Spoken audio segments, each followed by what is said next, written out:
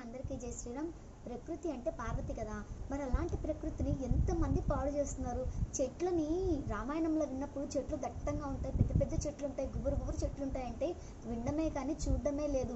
కనీసం తిరుమలలో కూడా అలాంటి చెట్లు కనిపించడం చాలా అరుదైపోయింది. మనకున్న సంపద చెట్లు, మన ధర్మాన్ని ఎలాగో పాటించట్లేదు, కనీసం చెట్లను కూడా కాపాడలేకున్నారు.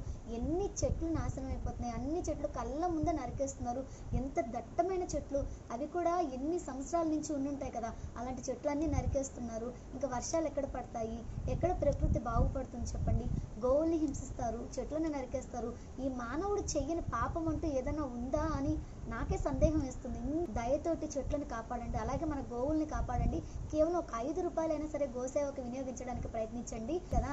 ఇది రఘువంశం గోసేవ వాళ్ళది. దీనికే నేను ఎప్పుడైనా సరే ఒక 18 రూపాయలైనా వేస్తాను. ఏదో ఈశ్వరుడు అనుగ్రహించినంతలో మన ఈ బిజీ లైఫ్లో మనం గోవుల్ని ఎత్తుక్కొని వాటికి అన్నం పెట్టడం అనేది కష్టం కదా. అందుకోసం వాటికి ఒక 10 రూపాయలు 5 రూపాయలు మీరు దానం ఇచ్చారంటే వాటికి తగ్గ ఒక అరటిపండు పెట్టినా మనకు పుణ్యమే కదా. దయతోటి ఇది 10 మందికి షేర్ చేయడానికి ప్రయత్నించండి. అందరూ రామాయణం వినాలి, అందరూ పురాణాలు తెలుసుకోవాలి, ధర్మంలో నడవాలి. జై శ్రీరామ్.